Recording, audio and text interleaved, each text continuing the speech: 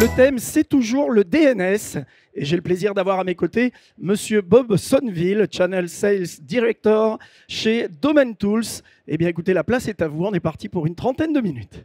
Un très grand merci. Bonjour tout le monde. J'ai le plaisir d'ouvrir les sessions pour aujourd'hui avec la présentation de Domain Tools.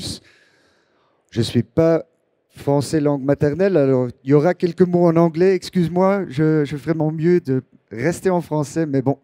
On y va. Ce qu'on a fait aujourd'hui pour vous, c'est un breakdown de 24 heures de DNS Data avec Domain Tools. Comme monsieur m'a présenté, je m'appelle Bob Sonneville, je suis chez Domain Tools depuis 6 ans, en train d'aider mes partenaires en Europe, en Asia-Pacifique, de représenter nos marques Domain Tools dans leur pays à eux. Première chose, pour ceux qui ne connaissent pas Domain Tools, qu'est-ce qu'on a fait? On a cartographié le Internet complet pendant plus que 20 ans. Alors, cela nous aide, nos clients, nos partenaires, à prédire les emerging threats, c'est là mon premier mot en anglais, pardon, et pour préventer et mitigate les attaques en process. Vous pouvez vous imaginer qu'on a une database monstrueuse avec plus de 20 ans d'historique sur les noms de domaine. Et pourquoi? Pourquoi les noms de domaine sont tellement intéressants et importants pour nos clients?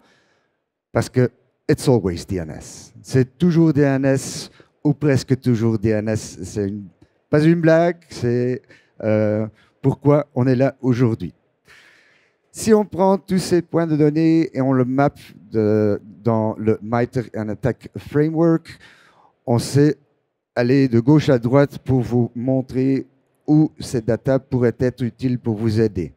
Dans la phase de reconnaissance, c'est important de nous, si un nom de domaine existait déjà 10 ans passés, il est réactivé, ou si l'infrastructure DNS est encore joignable.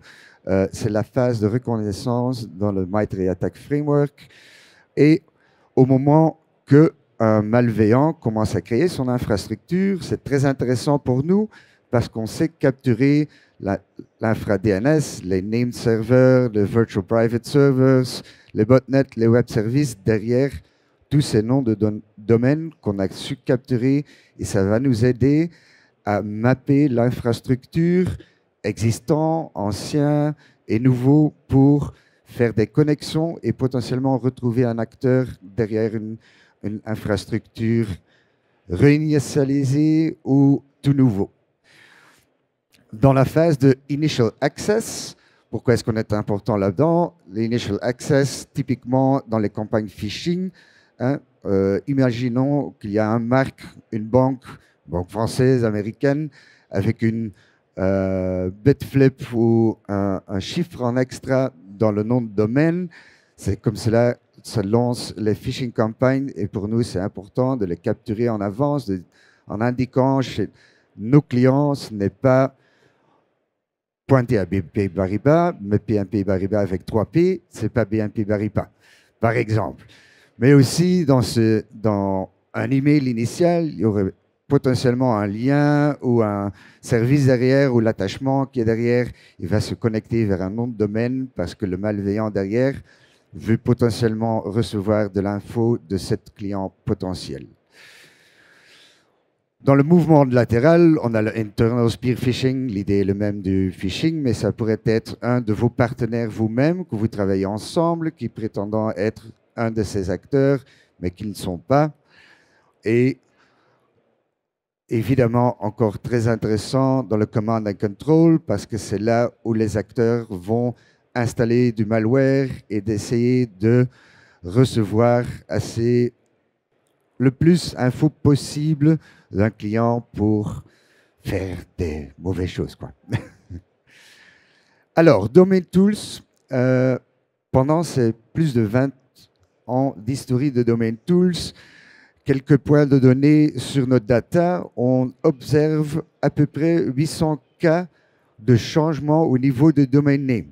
Ça pourrait être un nouveau nom de serveur, un name server ou une autre adresse email connectée à ce nom de domaine. Ça pourrait être n'importe quoi, mais c'est à peu près 800 cas d'observation par seconde. De nouveau, plus de 20 ans d'histoire. Notre couvrage en moyenne par jour, c'est de 97% qu'on sait capturer tous les nouveaux noms de domaine, tous les changements, tout ça. On a aussi un réseau déployé de plus de 500 sensors dans le monde entier pour capturer du vrai trafic DNS, pour voir si l'infrastructure est active, inactive.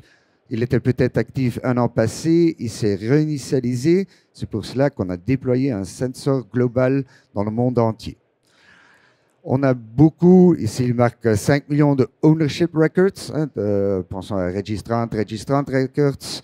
On a plus de 20 milliards de Whois records. On dit aujourd'hui, en moyenne, il y a 360 000 millions de noms de domaine actifs, mais c'est fluctuant. Ça peut être 390 un jour et peut-être 3 millions 60 un autre jour.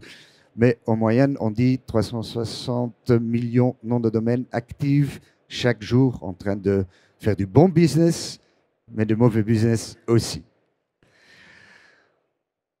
On a une approche farm to table. Farm to table, c'est on va capturer des data sur tous ces noms de domaine pour le mettre dans notre database, pour donner accès à nos clients pour mapper l'infrastructure. Ce qu'on capture, ça commence avec le domain registrations. On va faire un domain discovery de tous les nouveaux noms de domaine ou des noms de domaine réinitialisés. On va capturer le data whois. Je sais très bien, il y a le GDPR qui est là. Mais comme on a 20 ans d'historie, on s'est retourné dans l'historie pour potentiellement voir l'adresse email qui était reliée à ce nom de domaine.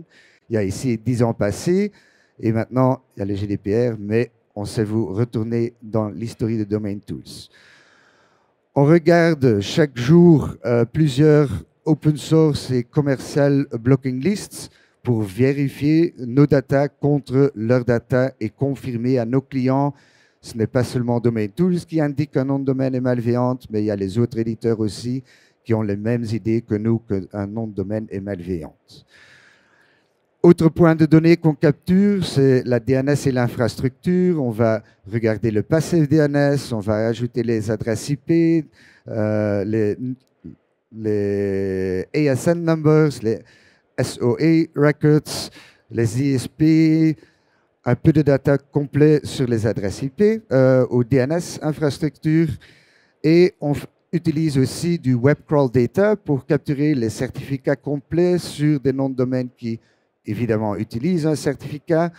On capture écran chaque nom de domaine s'il y a un site web derrière. On vous offre les redirects, le website titre un peu de tout, à peu près 27 points de données sur chaque nom de domaine pour vous aider à mapper l'infrastructure, car avec cette repository, on fait du mapping. Un nom de domaine A est peut-être visiblement pas relié à un nom de domaine B, mais comme on a l'historie et on a peut-être trouvé un adresse email de 10 ans passés, on retrouve un lien sur un nom de domaine A et B qui n'était peut-être pas visible avant et on sait commencer à cartographier l'infrastructure d'un threat actor, un malveillant. De nouveau, grâce à cette 20 ans d'historie. Mais on fait aussi un risk analysis sur tous les noms de domaine. On va donner une score qui est dédiée sur deux directions. On a le Threat Profile Scoring.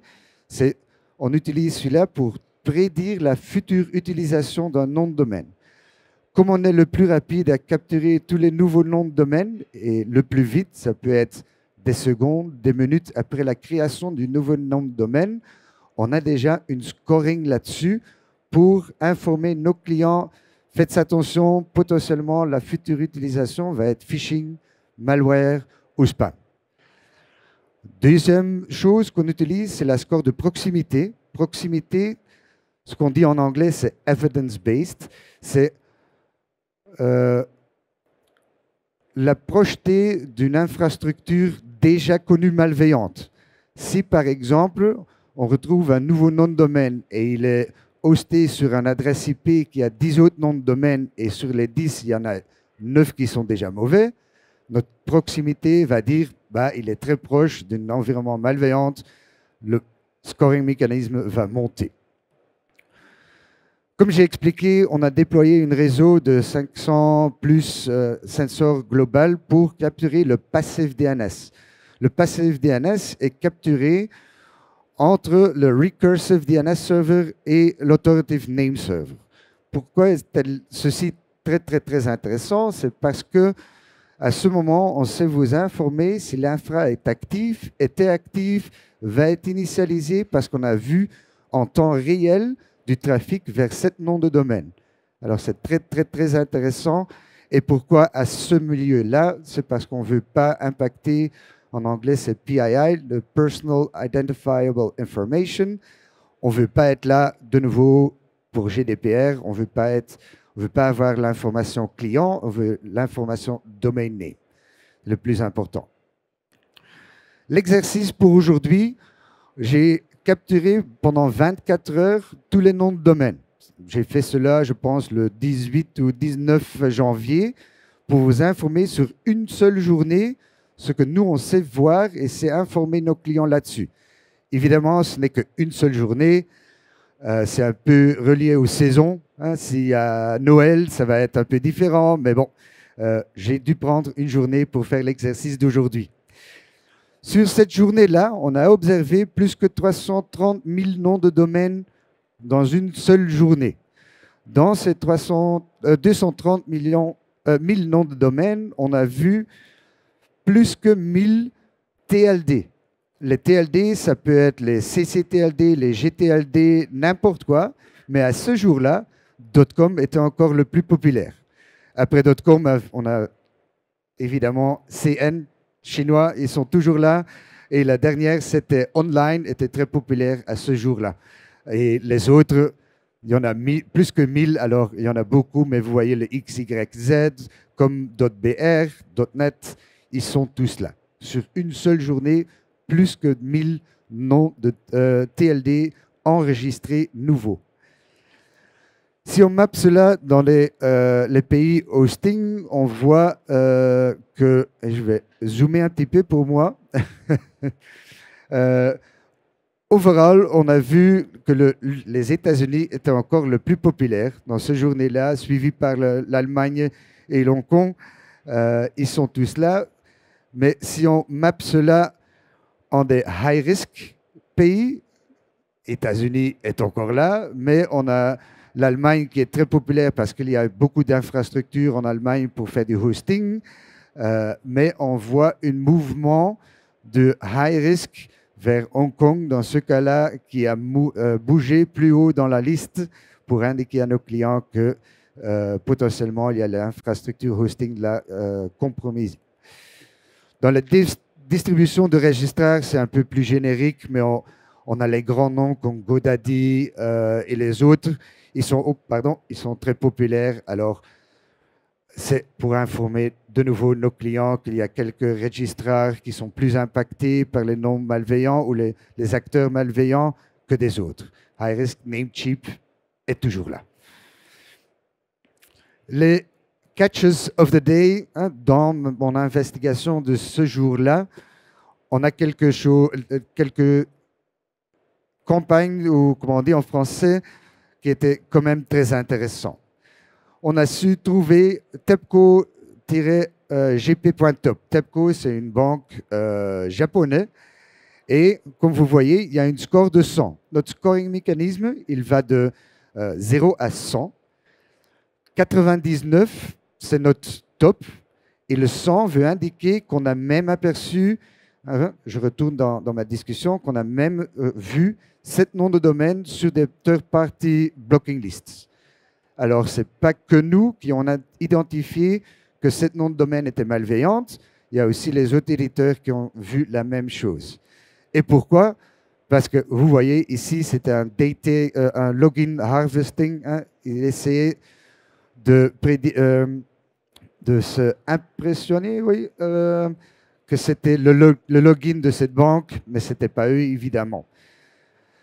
Grâce à nos systèmes, on a mappé l'infrastructure et on a retrouvé dans les jours après qu'ils ont continué à créer des noms de domaine qui représentent cette banque, mais ce n'était pas cette banque. Alors, vous voyez, c'était 86, 98, 98. Et là, cette banque-là pourra utiliser ce data pour faire des takedowns, informer leurs clients.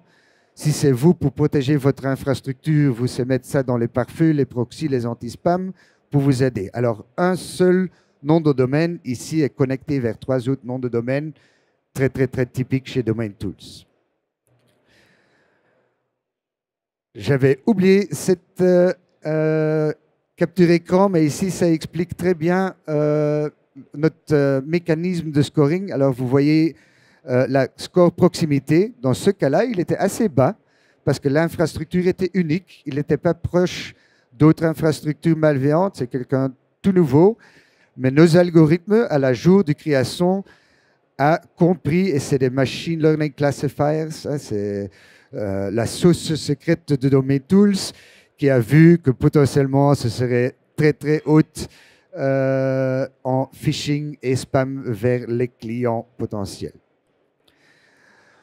Autre campagne qu'on a vue, c'est clientidata.com. De nouveau, il était à 100. C'est très bien que nos collègues ont vu celui-là aussi. Mais ce n'était pas l'épisode de Mr. Robot. C'était une autre chose, de nouveau, pour essayer de trouver les mots de passe et tout cela avec un simple email, un simple nom de domaine qui était envoyé à des milliers de gens. Et ici, je vous montre l'importance de l'infrastructure passive DNS, hein, le Global Sensor Network qu'on a déployé, parce qu'ici, on sait vous montrer, quand on l'a observé la première fois, hein, quelqu'un a fait un test, faire ce nom de domaine, et quand est-ce que c'est initialisé, quand est-ce que c'était actif la dernière fois, qu'on a aperçu au niveau du A record ou Quad A record, on voit que ce nom de domaine, il y a des gens qui ont essayé de regarder cette page qui était sur l'Internet. Encore un autre, ici c'est un exemple très typique de mal écrire un nom. Ce n'est pas ShareFiles PDF Online, mais c'est ShareFiles PDF Online. De nouveau à 100% parce que les autres ont bien vu cela, pour informer leurs clients de cela.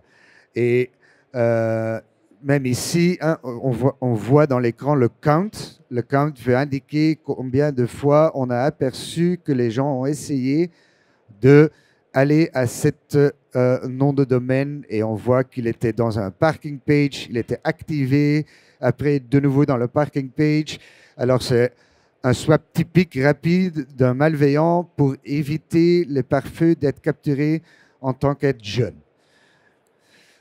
Et ici, c'était Fidelity National Tile, c'est une société américaine, de nouveau, pour capturer du data important de nos clients ou personnes online. Ici, une autre façon typiquement utilisée par des malveillants qui créent des scripts et qui lancent un script pour créer une centaine de noms de domaine pour leur command and control utilisation. Alors, de nouveau, on a vu que c'est semblant d'être un logging page de Microsoft. Hein, j'ai indiqué en capture écran tous les noms de domaine s'il y a un site web derrière pour visuellement confirmer que ce nom de domaine n'est pas Microsoft, mais potentiellement c'est quelqu'un d'autre qui est derrière. Et ici, c'est très clair, ce n'est pas eux. Ils ont fait semblant d'être des messages de Defender. Et alors, tu cliques sur le message de Defender, tu as du malware installé, et c'est parti. Et grâce à ce nom de domaine, vous voyez clairement, c'est un script automatisé pour créer plusieurs noms de domaine qui se ressemblent et qui font partie du même campagne de cette personne malveillante. Les indicateurs découverts dans cette seul jour, hein, de nouveau, c'est une journée dans la vie de Domain Tools. On a vu plus que 2200 newly registered et noms de domaine qui étaient déjà sur un blocking list. Sur les 330 000, il n'y avait que 2,2 000 noms de domaine découverts par les autres éditeurs de sécurité. Alors, il y a 200 000 autres qui n'étaient pas encore sur les blocking lists. Dans cet exercice, il y avait 650 dedicated name servers. Cela veut dire qu'il n'y a qu'une seule nom de domaine connecté à un name server. Pour nous, c'est un indice qu'il y a un malveillant qui utilise une infrastructure unique à lui pour éviter la découverte des autres systèmes sécurisés. Et il y avait plus que 24 000 mailing hosts. De nouveau, c'est une indication pour nos clients et pour nous qu'il y a des malveillants derrière toutes ces idées. Et je me répète ici, presque 3000 dedicated hosting IPs, alors une adresse IP unique à une seule domaine. Typiquement, il y a les hosting providers qui ont des milliers, noms de domaine sur une adresse IP. Ici, il y avait presque 3000 qui ont été créés avec une adresse IP unique. Risky ASN, ça pourrait être très intéressant pour voir quels ASN sont très importants pour vous. Ici, typiquement, on voit DigitalOcean qui est là parce qu'ils sont très populaires, très grands, mais ça pourrait être un indice. Et on a aussi, tout en bas, Pacifrac, qui est un peu étrange qu'il est là parce que le jour après, Pacifrac a saisi d'être là. Alors pourquoi est-ce qu'il y a quelqu'un qui est encore en train d'utiliser les systèmes de Pacifrac qui ne sont plus là? De nouveau, un indice très intéressant pour Domain Tools et nos clients. Où est-ce qu'on est très souvent utilisé? Il y en a beaucoup de cas d'utilisation, mais on les catégorise un petit peu dans ces 6-là ici: Threat Intelligence, Incident Response, Phishing et Fraud Protection. Vous voulez découvrir si quelqu'un fait semblant d'être votre marque et pas nécessairement être connecté à vous. Threat Hunting, Brand Protection et Application Enrichment. On a notre plateforme. Notre plateforme, c'est du data. Et on a plusieurs systèmes pour utiliser ceci. Le premier outil qu'on offre à nos clients, c'est le Iris Detect. Iris Detect est créé pour trouver les lookalike domains à l'instant. Vous marquez votre nom de marque. On utilise une dizaine de différents algorithmes de réécrire le mot pour trouver les noms de domaine qui ressemblent à vos marques. Ou peut-être à Microsoft pour protéger vos clients ou vos employés en interne et de bloquer tous les noms de domaine Microsoft qui ne sont pas Microsoft. On croise tous les alphabets, on croise tous les TLD chinois, Russie, on s'en fout, on va les capturer tout pour vous. La plateforme Iris Investigate, c'est vraiment la plateforme principale qui vous donne accès à toutes ces 20 et plus ans de history pour cartographier une infrastructure, faire du threat hunting et trouver les incidents ou enrichir vos incidents en interne. DNSDB, c'est notre plateforme de Passive DNS que vous pouvez avoir accès pour retrouver les sous-domaines, de retrouver si un nom de domaine est encore actif et tout cela. Et toutes les plateformes qui sont là sont capables en UI et API. Alors, on fait du data enrichment dans beaucoup de plateformes. Ici, c'est un exemple de Splunk pour enrichir tous les logs dans le Splunk qui contient un nom de domaine. On va vous informer et vous dire, bon, on a vu un nom de domaine qui a moins de 7 jours. Pourquoi est-ce qu'il y a un nom de domaine dans vos réseaux qui a moins de 7 jours? Ça doit être un indice pour vous. Oh, potentiellement, il y a quelque chose étrange sur les réseaux. Ou un dangerous domain, parce que le scoring mécanisme de Domain Tools indique que le scoring est assez élevé. Autre intégration qu'on a chez Domain Tools, c'est le Threat Intelligence Platform qui sont marqués là. C'est une shortlist, ce n'est pas toutes les plateformes qui sont là. Je n'ai pas assez de place dans PowerPoint pour les mettre tout, mais Threat Intelligence Platform, les SOR Platform et les SIEM Platform, on intègre tous nos data dans toutes ces plateformes-là. De nouveau, je me répète, je suis dans la page Splunk ici pour vous informer s'il y a des jeunes domaines, des risky domaines, un peu de tout. Et pour être encore plus rapide à découvrir ou avoir des indices, il y a un indicator over compromise dans vos réseaux avec tous les onglets intégrés ici dans le système de Splunk, mais aussi tous les noms de domaines sont marqués là-bas. Dans les plateformes SOR, on sait aussi intégrer tout le data dans ces systèmes-là et créer des playbooks pour dire, bon, est-ce que le domaine est jeune?